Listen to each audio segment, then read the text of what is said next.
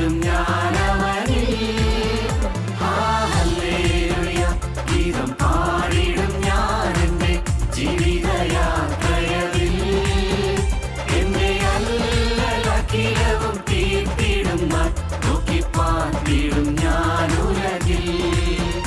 Hallelujah ഗീതം പാടിടും ഞാൻ എൻ്റെ ജീവിതയാത്രയിൽ. എന്നെ അല്ലലഖിലവും തീർത്തിടും നാൾ നോക്കി പാർത്തിടും ഞാൻ ഉലകിൽ.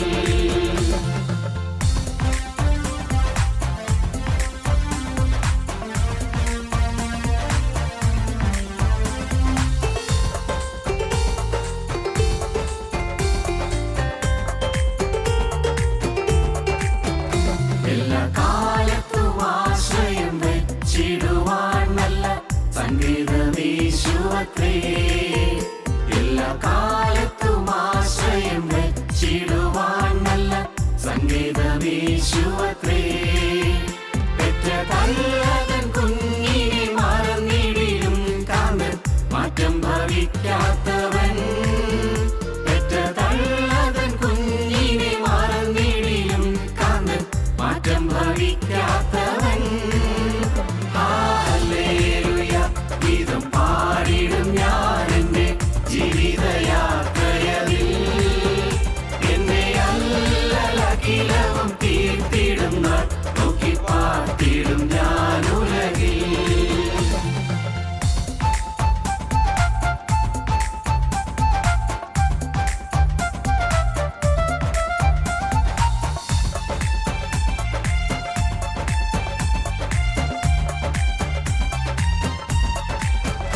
തിരുക്കരത്തിൽ വൻ സാഗര ജലമെല്ലാം അടക്കുന്ന കരുതേഴും യാഹവൻ താൻ. തിരുക്കരത്തിൽ വൻ സാഗര ജലമെല്ലാം അടക്കുന്ന കരുതേഴും യാഹവൻ താൻ. ഒരു ഇടയനെ പോലെന്നെ അവനിൽ കരുതുന്ന സ്നേഹമെന്താശ്ചര്യമേ. ഒരു ഇടയനെ പോലെന്നെ അവനിൽ കരുതുന്ന സ്നേഹമെന്താശ്ചര്യമേ. ഹല്ലേലൂയ ഗീതം പാടിടും ഞാൻ എൻ്റെ ജീവിതയാത്രയിൽ. എന്നെ അല്ലലഖിലവും തീർത്തിടും നാൾ നോക്കി പാർത്തിടും ഞാൻ ഉലകിൽ.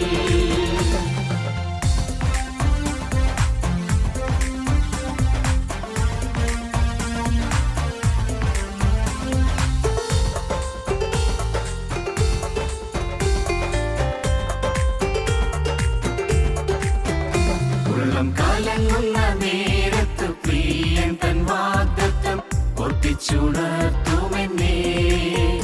ഉള്ളം കലങ്ങുന്ന നേരത്ത് പ്രിയൻ തൻ വാഗ്ദത്തം ഒട്ടിച്ചുണർത്തുമെന്നേ. ഉള്ളം കരത്തിൽ വരച്ചവൻ ഊർവിക്കധീശൻ താൻ എന്നോട് ആശ്വാസകൻ. ഉള്ളം കരത്തിൽ വരച്ചവൻ ഊർവിക്കധീശൻ താൻ എന്നോട് ആശ്വാസകൻ. ഹല്ലേലൂയ ഗീതം പാടിടും ഞാൻ എൻ്റെ ജീവിതയാത്രയിൽ. എന്നെ അല്ലലഖിലവും തീർത്തിടും നാൾ നോക്കി പാർത്തിടും ഞാൻ ഉലകിൽ. ഞങ്ങളും ക്രൂശിക്കപ്പെട്ട ക്രിസ്തുവിനെ പ്രസംഗിക്കുന്നു. തലപൊക്കി നോക്കുക. ദൈവത്തിന് സ്തോത്രം. തലപൊക്കി നോക്കിയാൽ നമുക്ക് വാഗ്ദത്തം ലഭിക്കും. അബ്രഹാമിന് തലപൊക്കി നോക്കിയപ്പോൾ മകനുണ്ടാകും എന്നുള്ള വാഗ്ദത്തം ലഭിച്ചു. നിരാശനായിരിക്കുകയായിരുന്നു. തലപൊക്കി നോക്കിയപ്പോൾ ദേശങ്ങൾ പരന്നു കിടക്കുന്നു. കിഴക്കും പടിഞ്ഞാറും വടക്കും തെക്കുമായ അനേകം ദേശങ്ങൾ. നിനക്കും നിന്റെ സന്തതിക്കും ഇത് ലഭിക്കുമെന്ന് കർത്താവ് പറഞ്ഞു. വാഗ്ദത്തം ലഭിച്ചു. പ്രോമിസ്. അബ്രഹാം കൂടാരവൽക്കരിക്കുകയായിരുന്നു. തല കുമ്പിട്ട് ക്ഷീണിതനായി അവശനായി വിവശനായിരിക്കുകയായിരുന്നു. അപ്പോഴാണ് 3 പുരുഷന്മാർ വന്ന് നിന്നത്. അവർ തലപൊക്കി നോക്കിയപ്പോൾ 3 പുരുഷന്മാർ വന്ന് നിൽക്കുന്നു. ഒന്ന് കർത്താവായ യേശുക്രിസ്തു, 2 മലാഖമാർ, 3 പേര് നിൽക്കുന്നു. തലപൊക്കി നോക്കിയപ്പോൾ കർത്താവായ യേശുക്രിസ്തു നിത്യനായ ദൈവം എഴുന്നള്ളി വന്നിരിക്കുന്നത് കണ്ടു. അബ്രഹാം നിലംവരത്താണ് ഓടിച്ചെന്ന് നിലംവരെ കുനിഞ്ഞ് നമസ്കരിച്ചു. അബ്രഹാം സമർപ്പിച്ചു. ഡെഡിക്കേഷൻ. 1 promise, 2 dedication. നാം തലപൊക്കി നോക്കിയാൽ ദൈവത്തിൻ്റെ കൃപയാൽ ലഭിക്കുന്നതായ പ്രൊവിഷൻ നമുക്ക് മനസ്സിലാകും. ദൈവത്തിൻ്റെ കരുതൽ മനസ്സിലാകും. അബ്രഹാം തലപൊക്കി നോക്കിയപ്പോൾ ഒരാട് കൊമ്പ് കാട്ടിൽ കുരുങ്ങി കിടക്കുന്നത് കണ്ടു. അബ്രഹാം ആ ആടിനെ പിടിച്ചു കൊണ്ടുവന്ന് ഇസാക്കിന് പകരം യാഗം കഴിച്ചു. ദൈവം അബ്രഹാമിന് വേണ്ടി കരുതി, ഒരാട്ടിൻകുട്ടിയെ കരുതി. യഹോവ ഇരേ, ദൈവം കരുതും. ദൈവത്തിൻ്റെ പ്രൊവിഷൻ. 1 promise, 2 dedication, 3 provision. ദൈവത്തിന് സ്തോത്രം. ഇത് ഓരോന്നോരോന്നായി ചിന്തിച്ച് നിങ്ങൾക്ക് ഓർമ്മ കാണുമായിരിക്കും. ദൈവത്തിന് വലിയ നാമം മഹത്വപ്പെടട്ടെ. യാക്കോബ് തലപൊക്കി നോക്കിയപ്പോൾ അപ്പോൾ 400 ആളുമായി ഏശാവ് വരുന്നതിനെ കണ്ടു. യാക്കോബ് സ്വന്തം ജ്യേഷ്ഠനായ ഏശാവുമായി ഐക്യത്തിലായി, അനുരഞ്ജനം, റെക്കൺസിലിയേഷൻ, അനുരഞ്ജനത്തിലേക്ക് വന്നു. ദൈവത്തിന് സ്തോത്രം. ദൈവത്തിന് വലിയ നാമം മഹത്വപ്പെടട്ടെ. തലപൊക്കി നോക്കിയാൽ നിലങ്ങൾ ഇപ്പോൾ കൊയ്ത്തിന് വെളുത്തിരിക്കുന്നത് കാണും. സ്തോത്രം. തലപൊക്കി നോക്കിയാൽ കിട്ടുന്ന അനുഭവം ദൈവത്തിന് വേലയ്ക്ക് വേണ്ടിയുള്ളതായ ആഹ്വാനം. അടുത്ത പോയിന്റ് കേൾക്കൂ. 24-ാം അധ്യായം, ഉൽപ്പത്തി 24-ാം അധ്യായം 63-ാം വാക്യം മുതൽ. വൈകുന്നേരത്തെ ഇസ്ഹാക്ക് ധ്യാനിപ്പാൻ വെളിമ്പ്രദേശത്ത് പോയിരുന്നു. അവൻ തലപൊക്കി നോക്കി ഒട്ടകങ്ങൾ വരുന്നത് കണ്ടു. ഇസ്ഹാക്ക് തലപൊക്കി നോക്കി ഒട്ടകങ്ങൾ വരുന്നത് കണ്ടു. റിബേക്കായും തലപൊക്കി ഇസ്ഹാക്കിനെ കണ്ടിട്ട് ഒട്ടകപ്പുറത്ത് നിന്ന് ഇറങ്ങി. റിബേക്കയും തലപൊക്കി ഇസ്ഹാക്കിനെ കണ്ടിട്ട് ഒട്ടകപ്പുറത്ത് നിന്ന് ഇറങ്ങി. അവൾ ദാസനോട്, വെളിമ്പ്രദേശത്ത് നമ്മെ എതിരേറ്റ് വരുന്ന പുരുഷൻ ആരെന്ന് ചോദിച്ചതിന്, എൻ്റെ യജമാനൻ തന്നെയെന്ന് ദാസൻ പറഞ്ഞു. സ്തോത്രം. കർത്താവായ യേശുവിൻ്റെ രണ്ടാമത്തെ വരവിനെ സൂചിപ്പിക്കുന്നതായ ഒരു വേദഭാഗമാണിത്. ഇസ്ഹാക്ക് കൂടാരത്തിൽ നിന്നിറങ്ങി വെളിമ്പ്രദേശത്തേക്ക് വന്നു. ദാസനായ എലിയാസാർ പോയിട്ട് കുറേ ദിവസങ്ങളായി. ദാസനെ കാണുന്നില്ലല്ലോ. ഇസ്ഹാക്കിന് ഒരു മണവാട്ടിയെ തേടിയാണ് എലിയാസാർ പോയിരിക്കുന്നത്. അബ്രഹാം പിതാവ് അങ്ങനെയാണ് പറഞ്ഞയച്ചത്. ഇസ്ഹാക്ക് വെളിമ്പ്രദേശത്തിറങ്ങി തലപൊക്കി നോക്കിയപ്പോൾ ദൂരെ നിന്ന് മരുപ്പറമ്പിലൂടെ ഒട്ടകങ്ങൾ ഇങ്ങനെ നിരരിയായി വരുന്നു. ഇസ്ഹാക്കിനറിയാം അതിലൊന്ന് എലിയാസാർ കഴുകിയിരിക്കുന്ന ഒട്ടകമാണ്. മറ്റൊന്ന് മൂടുകുടം കൊണ്ട് മൂടി ഒരു പെൺകുട്ടി വേറൊരു ഒട്ടകപ്പുറത്ത്. പിന്നെ ഈ ഒട്ടകങ്ങൾ. ഇസ്ഹാക്ക് തലപൊക്കി നോക്കി ഒട്ടകങ്ങൾ വരുന്നത് കണ്ടു. ദൈവത്തിന് സ്തോത്രം. ദൈവത്തിന് വലിയ നാമം മഹത്വപ്പെടട്ടെ. എൻ്റെ മനസ്സിൽ ചിന്ത വരികയാണ്, നമ്മളൊക്കെ ഓരോ ഒട്ടകങ്ങളാണ്. ഒട്ടകങ്ങൾ എന്താ അതിൻ്റെ അർത്ഥം? നമ്മൾ ഓരോരുത്തരും രാജാധിരാജനായ മിശിഹായുടെ അടുക്കലേക്ക് അനേകരെ ആനയിക്കുന്ന ഒട്ടകങ്ങളാണ് നാം ഓരോരുത്തരും. അനേകരെ ആനയിക്കേണ്ടവരാണ്. ഈ റിബേക്ക എലിയാസാറിൻ്റെ വാക്കുകൾക്ക് മാത്രമേ കേട്ടിട്ടുള്ളൂ. ഇസ്ഹാക്കിനെ കണ്ടിട്ടില്ല, അബ്രഹാമിനെ കണ്ടിട്ടില്ല. ഏലിയാസ് പറഞ്ഞ വർണ്ണനകൾ കേട്ട് അവൾ വിശ്വസിച്ച് അവൾ പുറപ്പെട്ടു. സ്തോത്രം. ഇന്ന് പരിശുദ്ധാത്മാവിന്റെ ഇടയിൽ പ്രവർത്തിച്ചുകൊണ്ടിരിക്കുകയാണ്. ക്രിസ്തുവിന് മണവാട്ടി സഭ ഒരുക്കിക്കൊണ്ടിരിക്കുകയാണ്. ക്രിസ്തുവിൻ്റെ മണവാട്ടി സഭ ഒരുങ്ങിക്കൊണ്ടിരിക്കുകയാണ്. അത് ദൃശ്യസഭകളൊന്നുമല്ല. എന്ന് വെച്ചാൽ ഇപ്പോഴുള്ള യാക്കോബായ സഭ, ഓർത്തഡോക്സ് സഭ, കത്തോലിക്ക സഭ എന്നൊക്കെ പറയുന്നുണ്ടല്ലോ, ആ സഭയല്ല. ഇതിലെല്ലാറ്റിലും ഉണ്ട് വിശുദ്ധന്മാരുടെ കൂട്ടം. അതാണ്. എല്ലാ സമുദായങ്ങളിലും വിശുദ്ധന്മാരുടെ കൂട്ടമുണ്ട്. അതുകൊണ്ടാണ് ഞാൻ പറയുന്നത്, ഞാൻ എല്ലാ സഭകളെ ആദരിക്കുന്നത്. കാരണം എല്ലാ സഭകളിലും ഉണ്ട് വിശുദ്ധന്മാർ. ഇല്ലെന്ന് പറയാൻ ആർക്ക് അവകാശം? എല്ലാ സഭകളിലും വിശുദ്ധന്മാരുണ്ട്. എല്ലാ സഭകളിലും ക്രിസ്തു നോക്കി ജീവിക്കുന്ന ആളുകളുമുണ്ട്. ആരും ആരേക്കാൾ ഭേദമല്ല, ആരും ആരേക്കാൾ മോശവുമല്ല. ക്രിസ്തു കേന്ദ്രമാണോ? നാം എല്ലാം ദൈവത്തിൻ്റെ മക്കളാണ്. ക്രിസ്തു കേന്ദ്രമാണെങ്കിൽ, ക്രിസ്തു ആയിരിക്കും നമ്മുടെ ലക്ഷ്യം. ആകെ ലക്ഷ്യം ക്രിസ്തു മാത്രം. എന്തൊരു ഭാഗ്യകരമായ അനുഭവമാണത്. യേശുക്രിസ്തു ലക്ഷ്യമായി ജീവിതം, യേശുക്രിസ്തുവിനെ നോക്കിയുള്ള ജീവിതം, യേശുക്രിസ്തുവിനെ കാത്തിരിക്കുന്നൊരു ജീവിതം, യേശുക്രിസ്തുവിന് വേണ്ടി നോക്കിപ്പാർത്തിരിക്കുന്നൊരു ജീവിതം, യേശുക്രിസ്തുവിനെ ധ്യാനിക്കുന്നൊരു ജീവിതം, ആ സ്നേഹസ്വരൂപനായ ക്രിസ്തുവിൻ്റെ അരികിലേക്ക് പോകുവാനുള്ളതായ ദാഹം. സ്തോത്രം. യേശുവിൻ്റെ പാദപീഠത്തിൽ ചെന്ന് നമസ്കരിക്കാനുള്ളതായ ആഗ്രഹം. ഇതിന് സ്തോത്രം. അവസാനം ഈ മരണയോർദാൻ കടന്ന് തിരമാലകളും അലമാലകളും എല്ലാം തള്ളി നീക്കി ഈ മരണയോർദാൻ കടന്ന് അപ്പുറത്തേക്ക് ചെല്ലുമ്പോൾ അവിടെ ഇരുകരവും നീട്ടിക്കൊണ്ട് നിൽക്കുന്ന ക്രിസ്തുവിനെ കാണുന്നു. എന്തൊരു അത്ഭുതം! സ്നേഹത്തോടെ നമ്മെ എതിരേൽക്കാൻ നിൽക്കുന്ന ക്രിസ്തുവിനെ നാം കാണുന്നു. ഇതെല്ലാം സംഭവിക്കാൻ പോകുന്ന കാര്യങ്ങളാണ് പ്രിയപ്പെട്ടവരെ. ഇന്ന് ഇവിടെ ദുരിതമുണ്ട്, ഇന്നിവിടെ യാതനയുണ്ട്, ഇന്നിവിടെ വേദനയുണ്ട്, ഇന്നിവിടെ പ്രയാസങ്ങളുണ്ട്, പ്രശ്നങ്ങളുണ്ട്, പ്രതിസന്ധികളുണ്ട്, ദുർഘടങ്ങളുണ്ട്. എന്തുമാത്രം ക്ലേശങ്ങളാണ് നമുക്കുള്ളത്. പക്ഷേ എല്ലാ ക്ലേശങ്ങളും തീരും, എല്ലാ യാതനകളും തീരും, എല്ലാ ദുരിതങ്ങളും തീരും. ഈ റിബേക്ക യാത്ര ചെയ്ത് വരുന്ന 600 നാഴിക ദൂരം, എന്തൊരു ഉഷ്ണക്കാറ്റുകൾ, എന്തൊരു ഭീകരമായ ഉഷ്ണ അനുഭവം. ചുട്ടുപൊഴുത്ത മണലിൽ നിന്ന് ആവി പൊങ്ങിക്കൊണ്ടിരിക്കുന്നു. വശത്ത് നിന്ന് അടിക്കുന്ന കാറ്റുകളെല്ലാം ചൂട് ആവിയാണ്. ഇതെല്ലാം സഹിച്ച് ക്ഷീണിച്ച് അവശയായി റിബേക്ക വരികയാണ്. സ്തോത്രം. പിന്നെയുണ്ട് ഒരു ആശ്വാസം ഒന്നേ ഉള്ളൂ, ഏലിയാസ പറയുന്ന വാക്കുകൾ. ഇടയ്ക്കിടയ്ക്ക് ഏലിയാസ ഈ മണവാളിനെക്കുറിച്ച് വർണ്ണിക്കും, ഇസാക്കിനെക്കുറിച്ച് വർണ്ണിക്കും. ഇസാക്കിൻ്റെ വർണ്ണനകൾ അത് കേൾക്കുമ്പോൾ ഈ ക്ഷീണം മറക്കും. സ്തോത്രം. അല്ല എങ്ങനെയല്ലേ? യേശുക്രിസ്തുവിനെ കുറിച്ച് കേൾക്കുമ്പോൾ നമ്മൾ ക്ഷീണം മറക്കും. തിരുവചനം വായിക്കുമ്പോൾ നമ്മൾ ക്ഷീണം മറക്കും. തിരുവചനം ധ്യാനിക്കുമ്പോൾ നമ്മുടെ പ്രശ്നങ്ങൾക്ക് ഒരു പൊറുതി കിട്ടുന്നത് പോലെ തോന്നും. ഭാരങ്ങൾ മാറുന്നത് പോലെ തോന്നും. രോഗങ്ങൾ പോലും മാറുന്നതായിട്ട് അനുഭവമാകും. യേശുക്രിസ്തുവിൻ്റെ വചനം, ഏലിയാസാർ തരുന്ന വചനം, ഏലിയാസാർ പരിശുദ്ധാത്മാവിൻ്റെ പ്രതീകമാണല്ലോ. പരിശുദ്ധാത്മാവ് തരുന്നതായി വചനം കേൾക്കുമ്പോഴേക്കും നമ്മുടെ ഉള്ളം കുളിർക്കും. നമ്മൾ ഭാരം കയറിയ ചുമട് ചുമന്ന് വന്നെങ്കിലും വചനം കേട്ട് കഴിയുമ്പോൾ ചുമട് എവിടെ പോയെന്ന് അറിയില്ല, ഭാരമെല്ലാം താഴെ പോയി. എത്രയോ ഭാരമേറിയ ചുമട് ചുമന്നാണ് ഓരോരുത്തർ വരുന്നത്. എന്തുമാത്രം പ്രതിസന്ധികൾ, ഓരോരുത്തർക്ക് അവരുടെ പ്രായത്തിൽ കവിഞ്ഞുള്ള പ്രതിസന്ധികൾ, പ്രശ്നങ്ങൾ, എന്തെല്ലാം ഞാൻ വർണ്ണിക്കേണ്ട ആവശ്യമില്ല. നിങ്ങൾക്കറിയാമല്ലോ, നിങ്ങൾ ഓരോരുത്തർ അനുഭവിക്കുന്ന യാതനകൾ അറിയാമല്ലോ. സ്തോത്രം.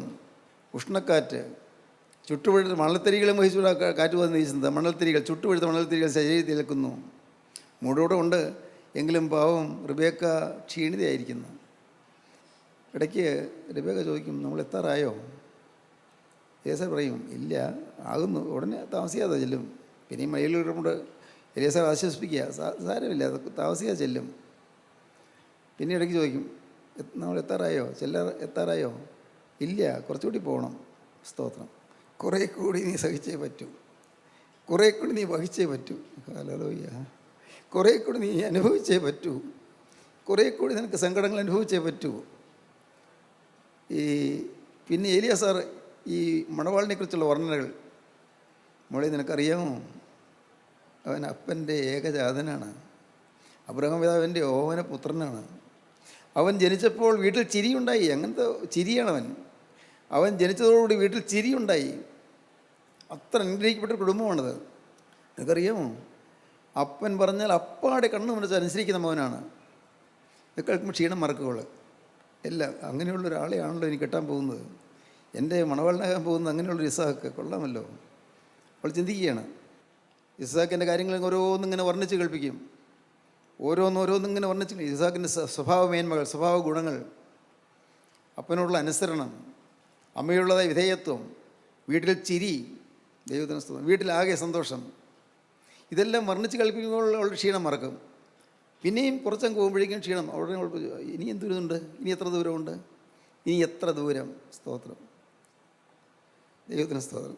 നിങ്ങൾ ചിന്തിക്കാറുണ്ടോ, ഇനി എത്ര ദൂരം, ഇനി എത്ര ദൂരം, എൻ്റെ ലക്ഷ്യസ്ഥാനത്തെത്താൻ ഇനി എത്ര ദൂരം, മരണയോർദ്ദാൻ കിടക്കാൻ ഇനി എത്ര ദൂരം, മരണത്തിൻ്റെ തണുത്ത കൈകൾ എന്നെ തലോടുവാൻ ഇനി എത്ര നേരം. സ്തോത്രം. ഈ മൂക്കിലെ ജീവശ്വാസം തീരാൻ ഇനി എത്ര നേരം. സ്തോത്രം. ഇനി എത്ര നേരമുണ്ട്, മണവാളിനെ കാണാൻ എത്ര ദൂരമുണ്ട്. ഹല്ലേലൂയ. ദൈവത്തിന് സ്തോത്രം. എൻ്റെ സഹോദരന്മാരെ, നിങ്ങൾ കേൾക്കൂ. മണവാളൻ വെളിമ്പ്രദേശത്ത് വൈകുന്നേരമായപ്പോൾ അവൻ വെളിമ്പ്രദേശത്തേക്ക് ഇറങ്ങി വന്നു. വൈകുന്നേരം, ലോകത്തിൻ്റെ വൈകുന്നേര സമയം വന്നിരിക്കുകയാണ്, കാലത്തിൻ്റെ വൈകുന്നേര സമയം വന്നിരിക്കുകയാണ്. അസ്തമയമാകാൻ അധികം നേരമൊന്നുമില്ല. പകൽ കഴിവാറായി, രാത്രി അടുത്തിരിക്കുന്നു. സ്തോത്രം. റോമർ 13 ഇത് ചെയ്യേണ്ടത് ഉറക്കത്തിൽ നിന്ന് ഉണരുവാൻ നാഴിക വന്നിരിക്കുന്നു എന്നിങ്ങനെ നിങ്ങൾ സമയത്തെ അറികയാൽ തന്നെ നാം വിശ്വസിച്ച സമയത്തേക്കാൾ രക്ഷ ഇപ്പോൾ നമുക്ക് അധികം അടുത്തിരിക്കുന്നു. നാം വിശ്വസിച്ച സമയത്തേക്കാൾ രക്ഷ ഇപ്പോൾ നമുക്ക് അധികം അടുത്തിരിക്കുന്നു, അടുത്തുകൊണ്ടിരിക്കുകയാണ്. രാത്രി കഴിവാറായി, പകൽ അടുത്തിരിക്കുന്നു. അതുകൊണ്ട് നാം ഇരുട്ടിന്റെ പ്രവൃത്തികളെ വെച്ച് കളഞ്ഞ് എല്ലാം ഉപേക്ഷിക്കുക. വെളിച്ചത്തിന്റെ ആയുധവർഗം ധരിച്ചുകൊള്ളുക. പകൽ സമയത്തെന്ന പോലെ നാം മര്യാദയായി നടക്കുക. വെറിക്കൂത്തുകളിലും മദ്യപാനങ്ങളിലുമല്ല, വെറിക്കൂത്തുകളിലും മദ്യപാനങ്ങളിലുമല്ല, ശയനമോഹങ്ങളിലും ദുഷ്കാമങ്ങളിലുമല്ല, അയനമോഹങ്ങളിലും ദുഷ്കാമങ്ങളിലുമല്ല, പിണക്കത്തിലും അസൂയയിലുമല്ല, ക്കത്തിലും അസൂയയിലുമല്ല. കർത്താവായ യേശുക്രിസ്തുവിനെ തന്നെ ധരിച്ചുകൊള്ളുവീൻ. യേശുക്രിസ്തുവിനെ തന്നെ ധരിച്ചുകൊള്ളുവീൻ. മോഹങ്ങൾ ജനിക്കുമാറ് ജഡത്തിനായി ചിന്തിക്കരുത്. മോഹങ്ങൾ ജനിക്കുമാറ് ജഡത്തിനായി ചിന്തിക്കരുത്. കർത്താവ് പറഞ്ഞു, ആർക്കും പ്രവർത്തിച്ചുകൂടാത്ത രാത്രി വരുന്നു. ആർക്കും പ്രവർത്തിച്ചുകൂടാത്ത രാത്രി വരുന്നു. യോഹന്നാൻ 8-ാം അധ്യായത്തിൽ ആർക്കും പ്രവർത്തിച്ചുകൂടാത്ത രാത്രി വരുന്നു. പ്രിയപ്പെട്ടവരെ, സമയം തീരാൻ പോവുകയാണ്, കാലവും തീരാൻ പോവുകയാണ്. സൂര്യൻ അസ്തമിക്കാൻ പോകുന്നു. സ്വന്തം കൂടാരം വെട്ടി ഇസ്ഹാക്ക് വെളിമ്പ്രദേശത്തേക്ക് വന്നിരിക്കുന്നു. ദൂരെ നോക്കി നിൽക്കുകയാണ്, തലപൊക്കി നോക്കുന്നു. കുറേ നേരമായി നോക്കി നിൽക്കുന്നു. അപ്പോഴുണ്ട് അങ്ങ് ദൂരെ ദൂരെ ഒട്ടകങ്ങൾ വരുന്നത് കണ്ടു. അവിടെ ദൂരെ നിന്നുകൊണ്ട് ഈ പെൺകുട്ടിയും കണ്ടു. ഇസ്ഹാക്ക് വരുന്നു. ഒരു ചെറുപ്പക്കാരൻ വന്ന് നിൽക്കുന്നു, ആകാംക്ഷയോടെ നോക്കി നിൽക്കുന്നു. വെളിമ്പ്രദേശത്ത് എതിരേൽക്കുന്ന പുരുഷൻ ആരാ? അവൾ തലപൊക്കി നോക്കി ഇസ്ഹാക്കിനെ കണ്ടു. എലേസനോട് ചോദിച്ചു, തൻ്റെ ആ വെളിമ്പ്രദേശത്ത് എതിരേറ്റ് നിൽക്കുന്ന ആ പുരുഷൻ ആരാണ്? എലേസ പറഞ്ഞു, അത് ആ ആളുടെ അടുക്കലേക്കാണ് അതിനെ കൊണ്ടുപോകുന്നത്. ആ ആളുടെ അരിയിലേക്കാണ് അതിനെ കൊണ്ടുപോകുന്നത്. ആ ആളുടെ മണവാട്ടിയാകാനാണ് നീ പോകുന്നത്. നീ ഭാഗ്യവതിയാണ് മോളെ, നീ അതിഭാഗ്യവതിയാണ്. നിൻ്റെ അപ്പനെയും അമ്മയെയും ചർച്ചക്കാരെയും ഒക്കെ വിട്ടു പോരാൻ നിനക്ക് തോന്നിയല്ലോ, നന്നായി. കുഞ്ഞെ, നീ പലതും വിട്ടു, അതിനെക്കുറിച്ച് ദുഃഖിക്കേണ്ട ആവശ്യമില്ലല്ലോ. നീ മഹാസൗഭാഗ്യത്തിലേക്കല്ലേ നീ പോകുന്നത്. ഇസ്ഹാക്ക് തലപൊക്കി നോക്കി റിബേക്കയെ കണ്ടു. റിബേക്ക തലപൊക്കി നോക്കി ഇസ്ഹാക്കിനെ കണ്ടു. സ്തോത്രം! എന്തൊരത്ഭുതം! അടുക്കുകയാണ്. നിങ്ങൾ ചിന്തിക്കണം, ഈ ഒട്ടകങ്ങൾ കൂടാരത്തേക്ക് പോകുന്നില്ല. ഇസ്ഹാക്കിനെ അവിടെ തലപൊക്കി നോക്കുന്നതായി ഞാൻ കണ്ടു. റിബേക്കയെ അവിടെ തലപൊക്കി നോക്കുന്നതായി കണ്ടു. റിബേക്ക ഒട്ടകപ്പുറത്താണ്. അതുവരെയും വഹിച്ചുകൊണ്ട് വന്ന ഒട്ടകങ്ങൾ കൂടാരത്തിനകത്തേക്ക് പോകുന്നില്ല. നോക്കൂ, നിങ്ങളെ ഇതുവരെയും വഹിച്ചു കൊണ്ടുവന്ന കൂട്ടായ്മകൾ കടന്നു പോവുകയില്ല. കൂട്ടായ്മ അങ്ങോട്ട് പ്രവേശിക്കുന്ന വിചാരിക്കേണ്ട. ദൈവത്തിന് സ്തോത്രം. നിങ്ങളെ വഹിച്ചു കൊണ്ടുവന്നവർ പലരും അങ്ങോട്ട് എത്തിയെന്ന് വരില്ല. പക്ഷേ നിങ്ങളെ പ്രതീക്ഷിച്ച് നിൽക്കുന്ന ഇസ്ഹാക്ക് ഇരുകരവും നീട്ടി നിങ്ങളെ സ്വീകരിക്കാൻ കാത്തു നിൽക്കുന്നു. മധ്യാകാശത്തിൻ്റെ മണവറയിലേക്ക്, മധ്യാകാശത്തിൻ്റെ മണിപ്പന്തലിലേക്ക് യേശുനാഥൻ നമ്മെ കൂട്ടിക്കൊണ്ടു പോകുന്നു. സ്തോത്രം! മണിപ്പന്തലിൽ രാജകുമാരിയുടെ വിവാഹം നടക്കുന്നു. നിന്നാൾ സ്തുതിയോട് രാജമകൾ. അവൾ നിന്നു. ഇങ്ങനെ സ്തുതിയോട്. നിന്നാൾ സ്തുതിയോട് രാജമകൾ. നോക്കൂ, ആ കുക്ലിയൻ ഗീതത്തിൽ പറയുന്ന എന്താണ്? മഹത്വത്തിൻ്റെ കീർത്തനങ്ങളോടെ ആ രാജകുമാരി നിൽക്കുന്നു. അല്ലയോ കുമാരിയെ, കേൾക്കാൻ നോക്കുക, ചെവിചായിക്കുക, അതിൻ്റെ സൗന്ദര്യത്തെയും ദുർഭവത്തെയും മറക്കുക. അപ്പോൾ രാജാവിൻ്റെ സൗന്ദര്യത്തെ ആഗ്രഹിക്കുക. അവൻ നിൻ്റെ നാഥനല്ലോ, നീ അവനെ നമസ്കരിച്ചു കൊള്ളുക. 45 സങ്കീർത്തനം. അല്ലയോ കുമാരിയെ, കേൾക്കാൻ നോക്കുക, ചെവിചായിക്കുക, സ്വജനത്തെയും പിതൃഭവനത്തെയും മറക്കുക. അപ്പോൾ രാജാവിൻ്റെ സൗന്ദര്യത്തെ ആഗ്രഹിക്കും. അവൻ നിൻ്റെ നാഥനല്ലോ, നീ അവനെ നമസ്കരിച്ചു കൊള്ളുക. സ്തോത്രം! അല്ലയോ കുമാരി, കേൾക്കുക, നോക്കുക, ചെവിചായിക്കുക, സ്വജനത്തെയും നിന്റെ പിതൃഭവനത്തെയും മറക്ക. അപ്പോൾ രാജാവ് നിന്റെ സൗന്ദര്യത്തെ ആഗ്രഹിക്കും. അവൻ നിന്റെ നാഥനല്ലോ, നീ അവനെ നമസ്കരിച്ചു കൊള്ളുക. അവൻ നിന്റെ നാഥനല്ലോ, നീ അവനെ നമസ്കരിച്ചു കൊള്ളുക. ഈ കന്യക അവൾ മന്ദം ഇസ്ഹാക്കിൻ്റെ കയ്യിലേക്ക് എത്തുന്നു. ഒട്ടകങ്ങൾ അവിടെ ആ കൂടാരവാതിൽക്കൽ കാത്തു നിൽക്കുന്നു. പിന്നെ ഇലിയാസാറിനെ അവിടെ നിന്ന് കാണുന്നില്ല. ഈ ഇസ്ഹാക്കും റിബേക്കയും കൂടി കൂടാരത്തിനകത്തേക്ക് പോകുന്നു. സ്തോത്രം! ദൈവത്തിൻ്റെ വലിയ നാമം മഹത്വപ്പെടട്ടെ. ഇങ്ങനൊരു സംഭവം നിങ്ങൾക്കറിയാമോ? ഇങ്ങനൊരു കാര്യം നടക്കും നിങ്ങൾക്കറിയാമോ? ഒരു ദിവസം കർത്താവായ യേശു മധ്യാകാശത്തിലേക്ക് എഴുന്നള്ളി വരുമെന്ന് നിങ്ങൾക്കറിയാമോ?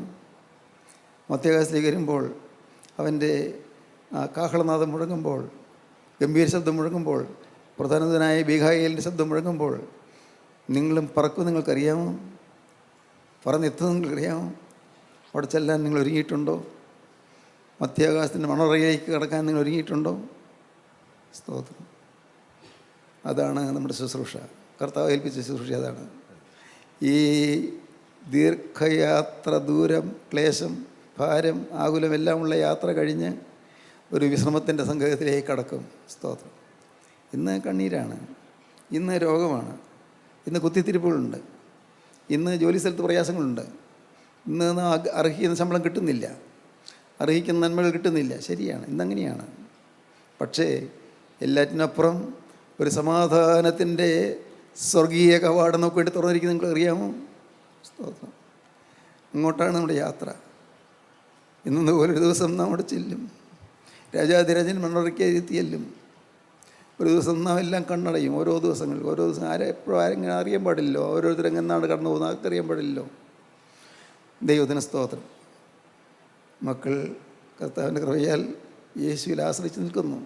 ഒരു കാര്യമുണ്ട്, സ്തോത്രം, യേശുവിനെ സത്യമായും ദൈവമായും വിശ്വസിക്കുകയും യേശുവിനെ പിൻപറ്റാൻ ആഗ്രഹിക്കുകയും ചെയ്യുന്നു. ദൈവത്തിന് വരെ നാം മഹത്വപ്പെടട്ടെ.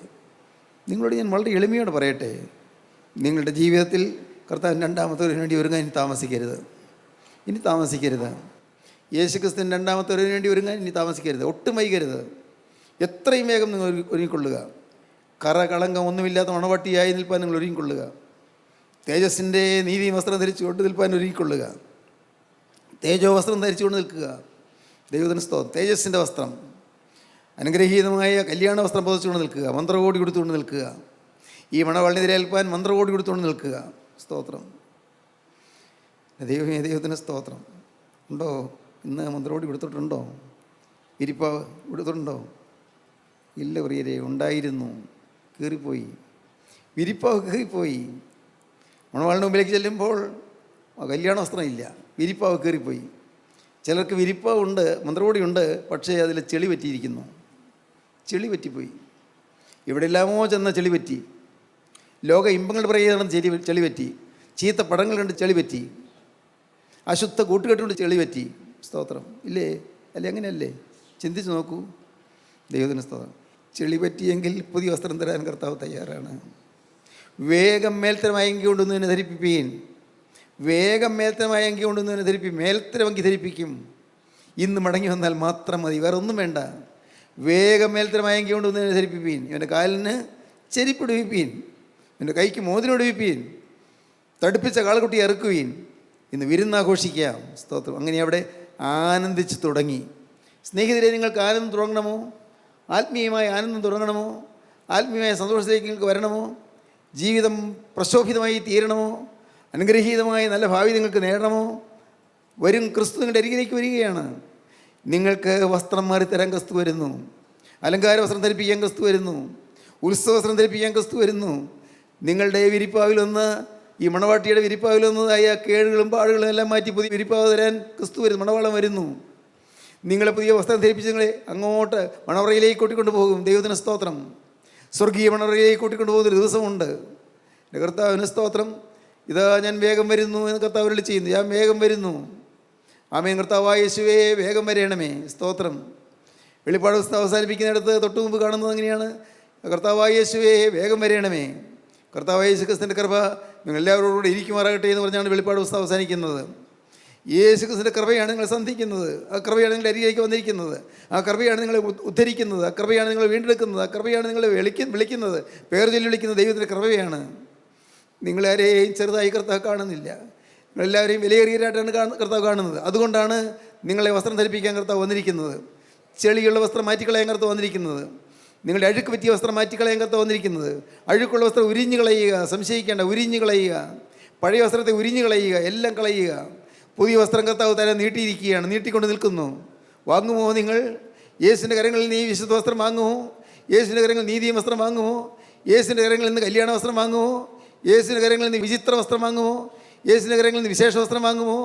യേശുവിൻ്റെ കരങ്ങളിൽ നിന്ന് ഉത്സവ വസ്ത്രം വാങ്ങുമോ?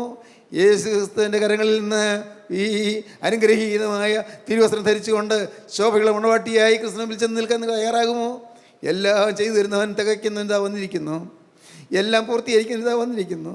നിങ്ങൾക്ക് അവനോട് എന്തെങ്കിലും പറയാനുണ്ടോ? നിങ്ങളുടെ അരികത്ത് നിൽക്കുന്ന യേശുവിനോട് നിങ്ങൾക്ക് എന്തെങ്കിലും പറയാനുണ്ടോ? നിങ്ങളുടെ അരികത്ത് കൂടെ നടന്നു പോകുന്ന യേശുവിനോട് നിങ്ങൾക്ക് എന്തെങ്കിലും പറയാനുണ്ടോ? പറയൂ, താമസിക്കേണ്ട, ഒട്ടും വൈകണ്ട. യേശുവേ, എൻ്റെ ജീവിത വസ്ത്രത്തിൽ കറ പറ്റിയിട്ടുണ്ട്. ഇതുവരെയുള്ള ജീവിതത്തിൽ കറ പണഞ്ഞിട്ടുണ്ട്. ഇതുവരെയുള്ള ജീവിതത്തിൽ ചെളി പറ്റിയിട്ടുണ്ട്. കർത്താവേ, കഴുകണമേ. യേശുവേ, കഴുകി തരണമേ. യേശുവേ, എനിക്ക് പൂർണ്ണമായ ഒരു വിശുദ്ധീകരണം തരണമേ. നിൻ്റെ വിശുദ്ധനായി, നിൻ്റെ ശുദ്ധിമതിയായി ജീവിക്കാൻ ഭാഗ്യം തരണമേ. പ്രാർത്ഥിക്കുമോ നിങ്ങൾ? ഹല്ലേലൂയ, ദൈവത്തിന് സ്തോത്രം. ഇപ്പോൾ നിങ്ങൾക്ക് ഹൃദയം തുറന്ന് കർത്താവോട് പറയാം, കർത്താവേ, എൻ്റെ ജീവിതവസ്ത്രത്തിൽ പറ്റിയ ചെളികളും കളങ്കങ്ങളും എല്ലാം മാറ്റി എന്നെ പുതുവസ്ത്രം ധരിപ്പിക്കണമേ, എന്നെ നീതി വസ്ത്രം പുതുപ്പിക്കണമേ, കല്യാണ വസ്ത്രം പുതുപ്പിക്കണമേ. പ്രാർത്ഥിക്കൂ, നിങ്ങൾ കർത്താവിൻ്റെ കരങ്ങളിലേക്ക് കൊടുക്കൂ. ഇന്ന് ഈ പുതിയ വസ്ത്രം വാങ്ങാൻ നിങ്ങൾ ആഗ്രഹിക്കുന്നുവെങ്കിൽ നിങ്ങൾ കർത്താവോട് പറയണം, കർത്താവേ, ഇന്നു മുതൽ ഞാൻ പുതിയ സൃഷ്ടിയായി ജീവിക്കും. വന്നതെല്ലാം കഴുകി തരണമേ, വന്ന തെറ്റുകളെല്ലാം മോചിച്ചു തരണമേ, പാപങ്ങളെ ക്ഷമിച്ചു തരണമേ, ലോക ഇമ്പങ്ങൾക്ക് വേണ്ടിയുള്ള ദാഹങ്ങൾ ക്ഷമിച്ചു തരണമേ, പരിശുദ്ധമായി ജീവിതം നയിക്കാനുള്ള ഭാഗ്യം തരണമേ എന്ന് നിങ്ങൾ പ്രാർത്ഥിച്ചുകൊണ്ട് കർത്താവിൻ്റെ കരങ്ങളിൽ നിങ്ങളെ കൊടുക്കൂ. നിങ്ങളുടെ തലകളെ നമുക്ക് വണക്കാം. കർത്താവിൻ്റെ കരങ്ങളിൽ നിങ്ങളെ കൊടുത്തുകൊണ്ട് നിങ്ങൾക്ക് പറയാം, ഞാൻ പറഞ്ഞു തരാം. നിങ്ങൾ ഏറ്റു പറഞ്ഞാൽ മാത്രം മതി. ഹൃദയത്തിൽ നിന്നായിരിക്കണം ഏറ്റുപറയിൽ. കർത്താവേ, എന്നോട് മനസ്സലിയണമേ. എൻ്റെ യേശുവേ, നീ കുരിശിൽ ചൊരിഞ്ഞ രക്തത്താൽ എൻ്റെ ജീവിതവസ്ത്രത്തിലെ കളങ്കങ്ങളെല്ലാം കഴുകിക്കളയണമേ. എന്നെ വിശുദ്ധീകരിക്കണമേ. എന്റെ വിശുദ്ധ മണവാട്ടിയാകാൻ, വിശുദ്ധ സഭയുടെ അംഗമാകാൻ എനിക്ക് ഭാഗ്യം തരണമേ. സ്വർഗീയ യെരൂശലേമിലേക്ക് എന്നെ സ്വീകരിപ്പാൻ നീ നിൽക്കുന്നത് ഞാൻ വിശ്വസിക്കുന്നു. യേശുവേ, രാജ്യത്വം പ്രാപിച്ചു വരുമ്പോൾ എന്നെ കൂടെ നീ ഓർത്തുകൊള്ളണമേ. രാജ്യത്വം പ്രാപിച്ചു വരുമ്പോൾ എന്നെ കൂടെ നീ ഓർത്തുകൊള്ളണമേ. യേശുവേ, രാജ്യത്വം പ്രാപിച്ചു വരുമ്പോൾ എന്നെ കൂടെ നീ ഓർത്തുകൊള്ളണമേ. പ്രാർത്ഥിച്ചവർ മാത്രം കരങ്ങൾ ഉയർത്തുക, ഒരുമിച്ച് സ്തുതിക്കാം. Hallelujah, hallelujah, hallelujah, hallelujah, hallelujah, hallelujah, hallelujah, hallelujah, hallelujah, hallelujah. ജീവനുള്ള ദൈവമേ, കരുണയുള്ള കർത്താവേ, ഈ അനുഗ്രഹീതമായ നിമിഷങ്ങൾക്കായി ഞങ്ങൾ നിന്നെ സ്തുതിക്കുന്നു. കർത്താവേ, അവിടുന്ന് ഞങ്ങളുടെ കൂടെ എഴുന്നള്ളി വന്ന് നിൽക്കുന്നതിനായി ഞങ്ങൾ നിന്നെ സ്തുതിക്കുന്നു. ഞങ്ങൾ ഓരോരുത്തരുടെ ഇരുപത്തിലൂടെ നന്നതിനായി ഞങ്ങൾ നിന്നെ സ്തുതിക്കുന്നു. വിശ്വസ്തരുടെ മേൽ തൃക്കരം വെച്ചതിനായി ഞങ്ങൾ നിന്നെ സ്തുതിക്കുന്നു. കർത്താവേ, എല്ലാവരെയും തഴുകി തലോടി കണ്ണുനീര് തുടച്ച് എഴുന്നേൽപ്പിക്കണമേ. കർത്താവേ, അനുഗ്രഹിക്കണമേ. കർത്താവേ, ആപത്തുകൾ മാറ്റണമേ, കെടുതികൾ നീക്കണമേ, രോഗങ്ങൾ സൗഖ്യമാക്കണമേ, പാവബന്ധനങ്ങൾ അഴിക്കണമേ, പൈശാചിക കെട്ടുപാടുകളെല്ലാം തകർക്കണമേ, എല്ലാ ബാധകളെയും നീക്കണമേ, കുടുംബസമാധാനം നൽകണമേ. യേശുവിൻ നാമത്തിൽ യാചിക്കുന്നത് കേൾക്കണം പിതാവേ. ആമീൻ. ഹല്ലേലൂയ.